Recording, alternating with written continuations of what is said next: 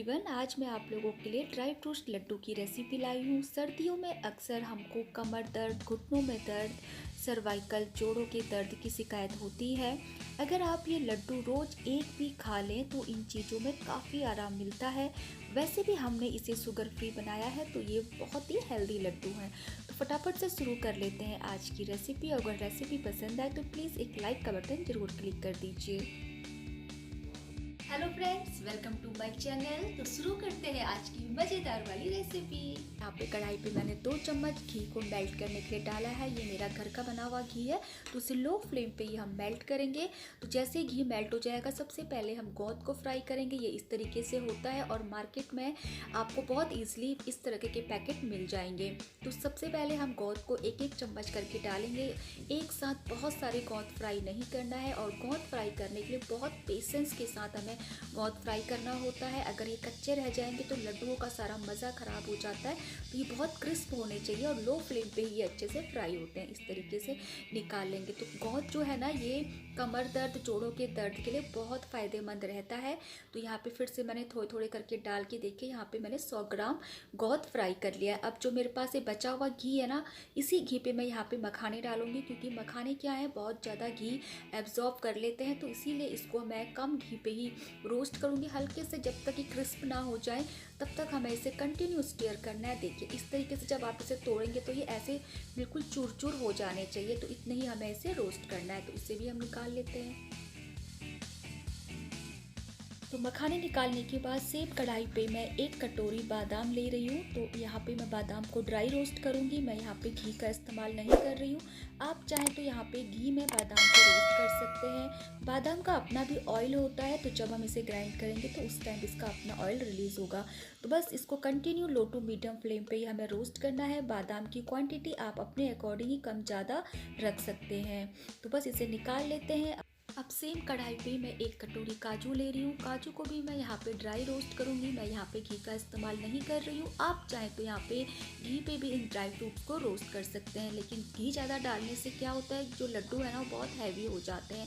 तो इसीलिए मैं हेल्दी लड्डू बनाने के लिए घी का इस्तेमाल कम कर रही हूँ। तो यहाँ पे काजू के ऊपर हल्का सा गोल्डन स्पॉट्स आ गए हैं, तो यहाँ पे हम काजू निकाल लेंगे। अब सेम कढ़ाई पे मैं यहाँ पे अलसी ले रही हूँ, फ्लैक्सी सीड्स, ये बहुत हेल्दी होते हैं। तो यहाँ पे इनको भी मैं ड्राई रोस्ट ही करूँगी।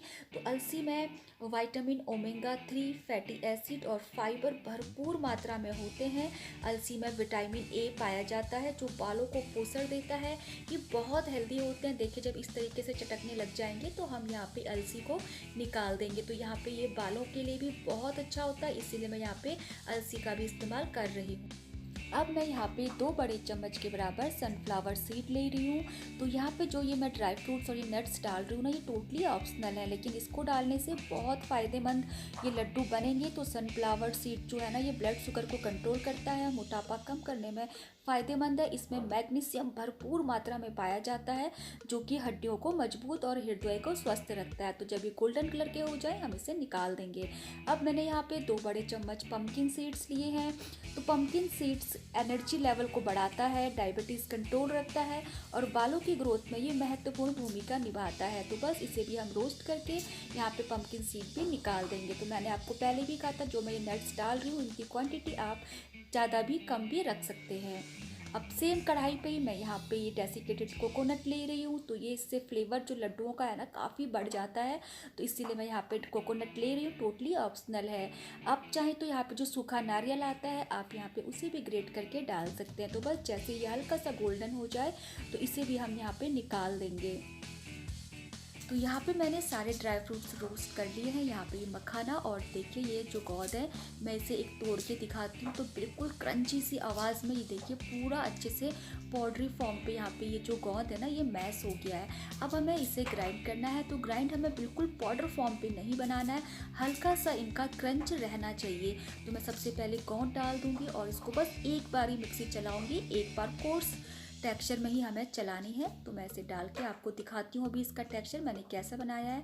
ये देखिए, तो ये बिल्कुल पाउडर फॉर्म पे नहीं है, कुछ कुछ इसके बड़े पीसीज हैं और कुछ कुछ बहुत छोटे छोटे से पीसीज है। तो बस इसी टेक्सचर का हमको यहाँ पे ये गोंद चाहिए था, तो मैं इसे एक बर्तन में निकाल लेती हूँ। अब सेम प्रोसेस से मैंने यहाँ पे मखाना, इसे भी मैंने ग्राइंड कर लिया है। ये देखिए, कुछ कुछ इसके बड़े टुकड़े हैं और कुछ छोटे हैं, बिल्कुल पाउडर फॉर्म पे नहीं बनाना है। अगर कुछ ज़्यादा ही बड़े हैं तो आप उसको ऐसे हाथों की सहायता से भी ऐसे तोड़ सकते हैं इस तरीके से। तो बस इसे मैं निकाल लेती हूँ।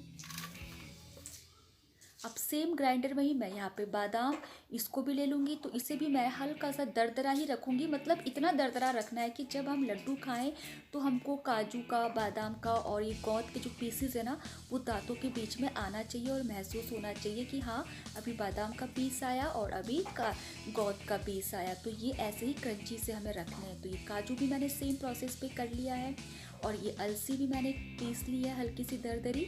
और यहाँ पे ये सनफ्लावर सीड लास्ट में, ये भी मैंने हल्के से ग्राइंड कर लिए हैं।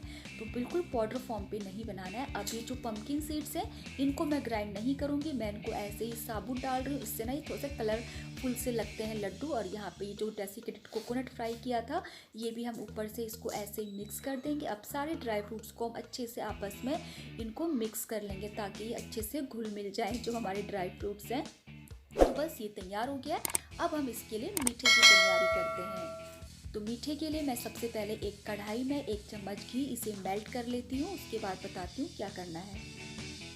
तो यहाँ पे मैं लड्डुओं को खजूर से बनाऊंगी। तो यहाँ पे मैंने ये खजूर का जो एक पैकेट आता है, ये पूरा ले लिया था और इसकी सारी जो ये गुठलियाँ है ना, इसे कट करके निकाल ली हैं। बहुत आराम से ये गुठलियाँ निकल जाती हैं क्योंकि जो ये डेट है ये बहुत सॉफ्ट वाले होते हैं।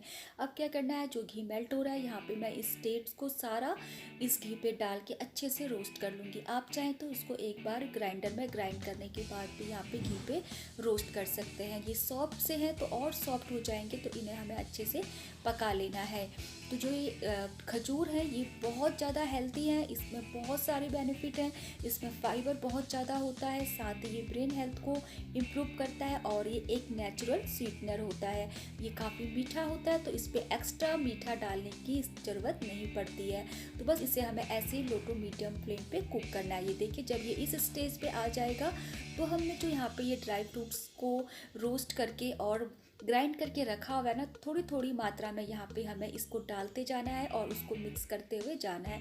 अगर आपके यहाँ पे डेट्स ऐसे फॉर्म पे नहीं आते हैं तो आप यहाँ पे आधा या 1 गिलास गर्म पानी डालने के बाद उसको सॉफ्ट करके कुक कर सकते हैं। लेकिन जब आप पानी डालें तो उसको अच्छे से आपको भूनना ज़रूरी है ताकि जो ये लड्डू है ना, इनकी अपनी एक सेल्फ लाइफ बढ़ जाए। तो बस इसे हम थोड़ी मात्रा में डाल के ऐसे मिक्स करते रहेंगे।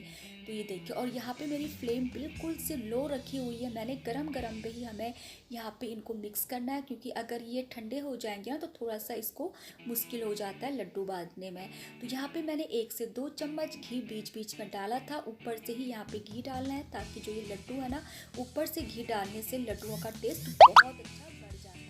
तो बस यहाँ पे फटाफट से गरम गरम ही हम लोग इसको एक बड़े बर्तन पे डाल देंगे और सारा मिक्सचर एक बड़े बर्तन में डाल के और इसको हाथों से वापस से अच्छे से इसको एक बार हम लोग मैश कर लेंगे। ध्यान रहे कि यहाँ पे ये ठंडा ना हो और इसको गुनगुना ही, जब आप जितना आप छू सकते हैं उतना आप इसको छुए इस तरीके से और फटाफट से इसको एक बार और अच्छे से हाथों की सहायता से मिक्स करिए और इस तरीके से इसके लड्डू बनाना शुरू कर दीजिए गरम गरम।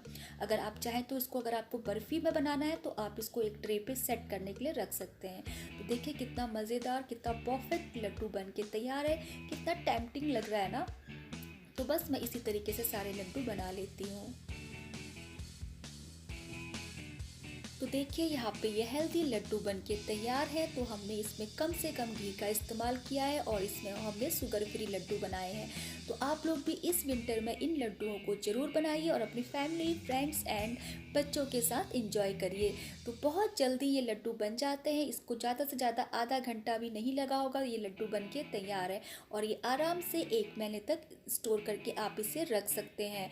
तो कैसी लगी आपको आज की मेरी रेसिपी, मुझे कमेंट करना ना भूलिए। अगर रेसिपी पसंद आए तो प्लीज़ लाइक कर दीजिए और चैनल पे पहली बार आए हैं तो मुझे सब्सक्राइब करना ना भूलिए। तो मिलते हैं एक और नई रेसिपी के साथ।